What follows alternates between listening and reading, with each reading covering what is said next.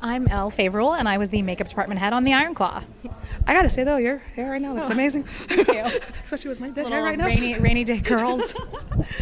So I'm actually kind of fascinated because I haven't watched Iron Claw yet, but I am familiar with the history of the wrestlers. How did you get involved with that? Such a unique story. Yeah, I got very fortunate. I worked on a project in 2021 called The Staircase. It was on HBO, and our showrunner, writer, director Antonio Campos is very good friends with our director from Iron Claw, Sean Durkin. They actually used to have a production company together, and Antonio so graciously said to Sean, like, I've met the makeup artist that I want to work with, like, you need to bring her into the fold.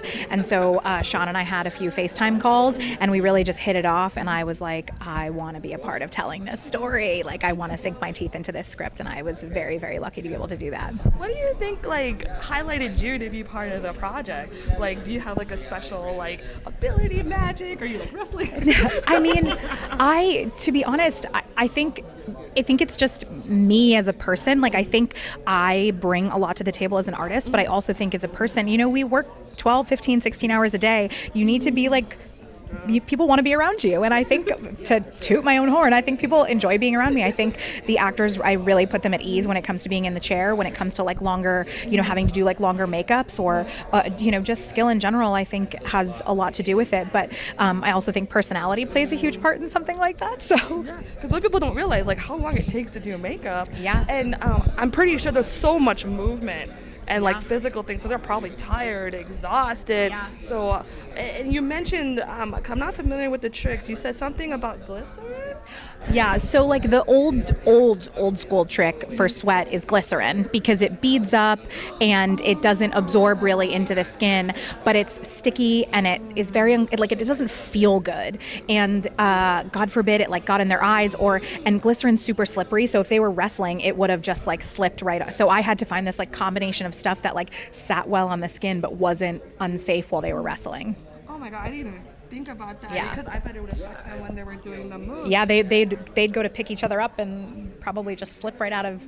So we had to find something that really, really worked for us. Was this project like the most like movement heavy? Because most makeup people, like, they just do like the makeup for like one up, but you had to factor in like what they were doing and the safety in it. Like, wow. So I actually was lucky enough to work on a project called Lucha Underground, which was a wrestling show years ago, and Robert Rodriguez created this world of this half scripted, half reality wrestling drama, and it was amazing. People were in rapture over that show. The characters were amazing. The costume design was stunning. Like, it was just like a beautiful piece of work. And so I was very familiar with the wrestling world, not in terms of like characters and knowing like rivals and things like that, but just in terms of like the physicality of it all. I was like, oh, bring me back in. I loved it. Now, this might be a weird question to ask, but I know they were using very tight clothing when they're wrestling.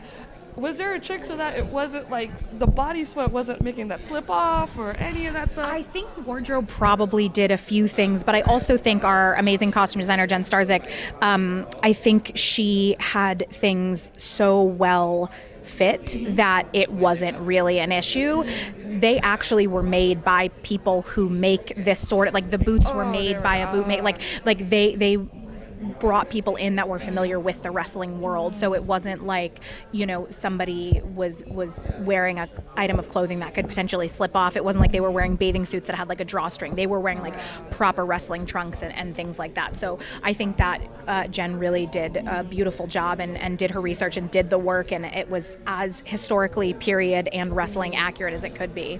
And like, did you have to know about the fabric, because like how it would interact with the makeup? You also mentioned like tattoo cover. Yeah, the guys had tattoo cover, and so we had to make sure that the tattoo cover wouldn't transfer onto the clothes. There were also wigs. There was actually one incident where Ric Flair wears this pink boa robe.